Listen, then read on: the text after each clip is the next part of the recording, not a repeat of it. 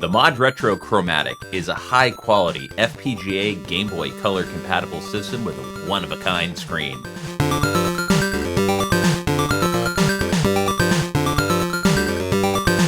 8-bit joystick. This is the ModRetro Chromatic, an FPGA-based Game Boy Color-inspired handheld game system going on sale in early December. I will be taking a look at it and comparing it to the Analogue Pocket, the FunnyPlaying FPGBC, and the original Nintendo Game Boy Color. The Chromatic has been designed from the ground up to be a deliberately retro experience to replicate the experience of playing a Game Boy Color authentically and updated for modern sensibilities. The team set out to make a Game Boy Color which was better than you had remembered. With other modern handheld game systems, they try to do a little bit of everything. I have to respect its singular focus, and it gloriously succeeds at its one task. I had a tough time deciding if I wanted to talk about the screen or the case first. Both are essential to a handheld game system. The Chromatic is designed around a tough magnesium alloy thixo-molded shell which feels wonderful in your hand. It is slightly larger than the original Game Boy Color, and it takes a little nods from the original Game Boy DMG and the Game Boy Color, but it can be easily placed in your shirt pocket without ripping the seams. There is a variety of nifty retro colors, including a GameStop exclusive gray one. Now, it has a decent weight, which is centered on the bottom and around the curved back and sides, which feels really ergonomic. It is one of the most comfortable handheld game systems that I've played. The D-pad and the buttons are quite good. The pad is without arrows or circular indentation, but it still subconsciously feels like a classic Nintendo handheld console. On the top, there is the power switch and the IR blaster port and the cartridge slot. On the right, there's an actual volume wheel and a menu button for accessing the on-screen display controls. On the bottom, there is the speaker grill and an audio jack and a USB-C port. On the left, there's a Game Boy Color/Game Boy Pocket link cable port. I thought it was awesome that they included two 90s era charms. I didn't notice it before, but the Game Boy Color had a loop for the application of aesthetic charms. So ModRetro actually included a charm with their logo and one with a Tetris block. Now, these charms were really popular with Japanese cell phone users and teenage girls in the late 90s. And as with a lot of cases around technology, teenage girls are often on the cutting edge of trends. So yeah, not only is ModRetro bringing back Game Boy Color games and AA batteries, but they're also bringing back dangly 90s aesthetic charms. My cat greatly approved and was very curious about them. So they made the deliberate choice to go with user-replaceable AA batteries. And I think it's a little weird that they chose 3 instead of 2 or 4, but I can live with it. So in my previous coverage, this proved to be a very controversial decision in the video comment sections. Some people love the idea of having retro nostalgic charms of user-replaceable AA batteries, and some were just aghast. Well, they can both be happy because they're going to be selling a battery pack that you can charge without having to take it out of the console through the USB-C port on the bottom. The screen. It is really impressive to note that the team on ModRetro set out to make a one-of-a-kind screen that has the same 2.56-inch size of the Game Boy Color, the same 160 by 140 pixel resolution as the Game Boy Color, and the same bezels as the Game Boy Color, and most importantly, spaced-out IPS backlit LCD sapphire display with the pixels arranged in a grid.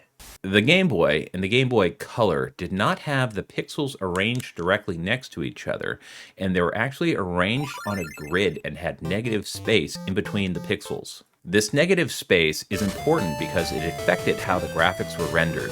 If you take a Game Boy or Game Boy Color game and run it in an emulator, it just displays the raw pixels, and it's not going to have any spaces, and the graphics doesn't have the telltale vertical and horizontal Game Boy grid pattern. This is a pretty important visual flavor element. So the Analogue Pocket will try to simulate this by having 10 times the default resolution and to use the remaining pixels to darken and make its own grid pattern.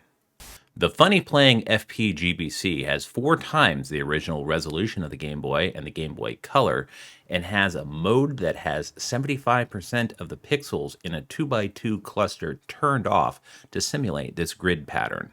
Now, the ModRetro Chromatic doesn't need to rely on any kinds of trickery in graphics modes, because they created a one-of-a-kind screen that is the same size and same resolution as the Game Boy and Game Boy Color, with the telltale grid and the use of negative spaces designed right into the screen.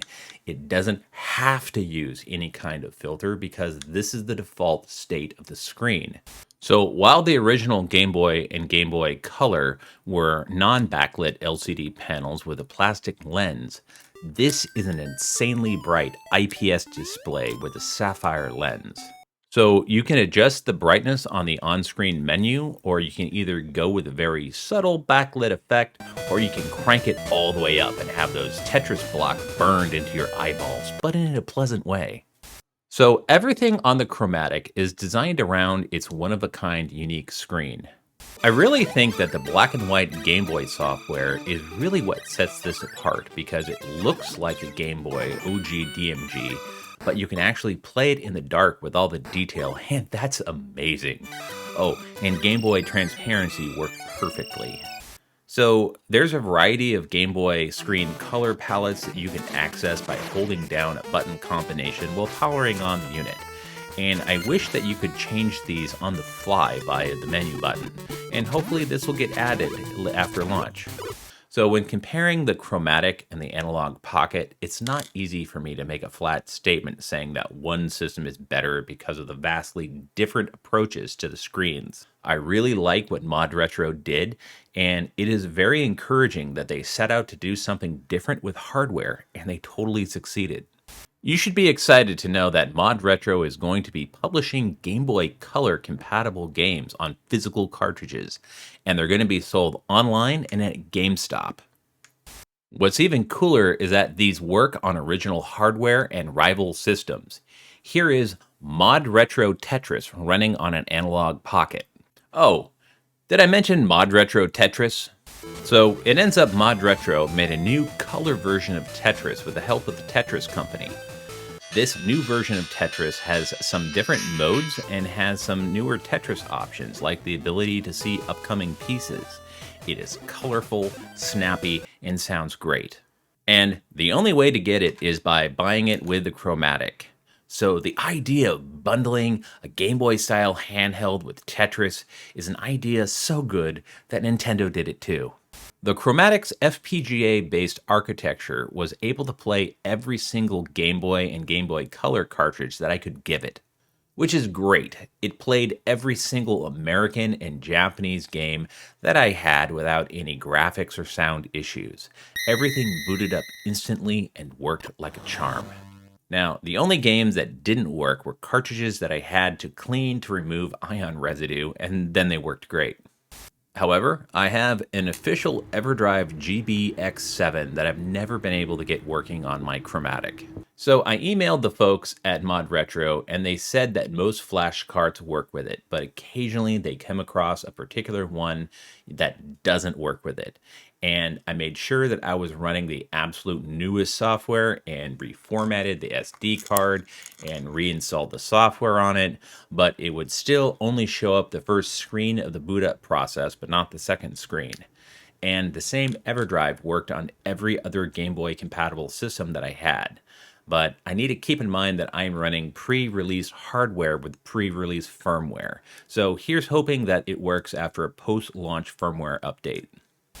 So if you are still rocking an original Game Boy DMG, a Game Boy Pocket, or a Game Boy Color to play your Game Boy cartridges, then getting a Chromatic is one hell of a big upgrade. The difference between screens is so vast that the move from a non-backlit LCD screen to their custom sapphire-plated IPS display is monumental. Playing your old Game Boy games and Game Boy Color games on the Chromatic is luxurious and makes them seem like new. So the closest price point competitor to the Chromatic is a FunnyPlaying FPGBC.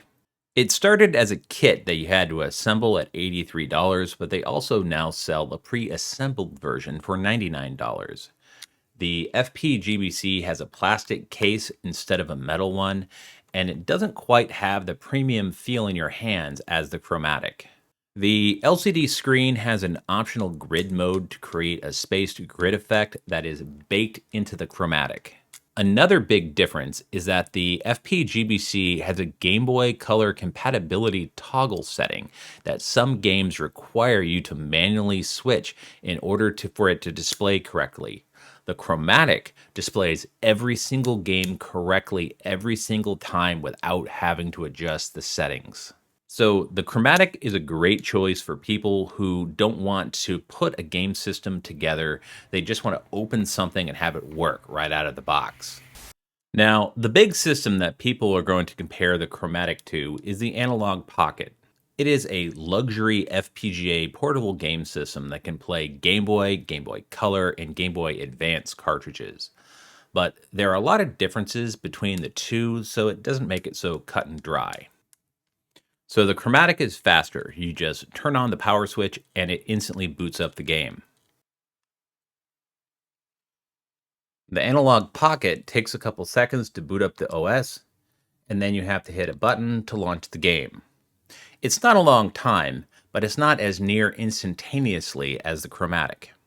So the Analogue Pocket has a Super Nintendo PlayStation style button layout that has 4 buttons arranged in a square that's at a 45-degree angle.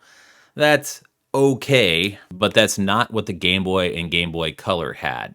So the longer that I use the Chromatic, the more I appreciate the original actual button layouts.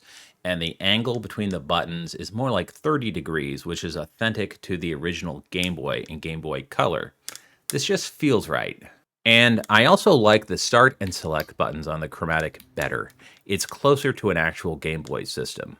So, like I said earlier, the Analogue Pocket screen has 10 times the original resolution of the Game Boy and Game Boy Color, but it needs certain screen filters to simulate the effect of the Game Boy grid. This comes out of the box on the Chromatic without needing any special filters. So yeah, it's true that the Analogue Pocket can play Game Boy Advance games, and you can load up other systems via Open FPGA or other cartridges with adapters, but it doesn't come with a new version of Tetris, and it doesn't come with a metal case. If you're looking to get an Analogue Pocket with a metal case, it's over $500. I think both systems are a great value and are great choices. But the stuff that you are paying for on the Analogue Pocket is more all over the place, while the ModRetro Chromatic is highly focused on delivering the best possible Game Boy Color experience. I like my Analogue Pocket, but the Chromatic just subjectively feels better in your hand. Another really cool feature of the Chromatic is that you can hook it up to a computer using a USB-C cable, and it will be recognized as a webcam, so you can use it to capture footage or stream. I saw this working at Portland Retro Gaming Expo, and it was awesome. However, its pre-release software is not yet certified to run on a Macintosh, and that's what I run to make these videos. So they even suggested the best settings to use in OBS Studio, which is spiffy because that's what I use to record footage, and I look forward to using this after launch. So the Analogue Pocket requires you to purchase an additional dock to get video out via HDMI, and then you have to feed that into an HDMI capture device. With the Chromatic, all you have to do is just plug it into your computer and you can stream all the Game Boy and Game Boy Color games all over the internet like all the cool kids. You know, at $200, the Chromatic is a very, very compelling choice. It is the only way that you can get the new version of Tetris, and it delivers a quality, luxurious gameplay experience and really shows an incredible level of respect to the Game Boy and the Game Boy Color. I wouldn't be surprised to see this being really popular because they're both selling it online and at GameStop.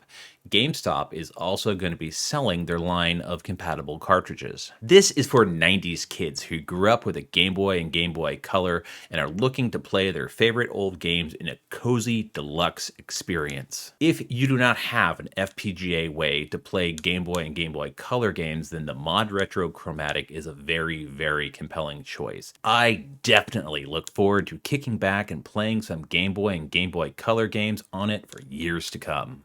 Tune in next week, since the video will be looking cool with glasses, bespeckled video game characters. Hey, thank you very much for watching this video, and it would really help out if you would subscribe to this channel and hit that like button. This is 8-Bit Joystick. Stay awesome. Play retro.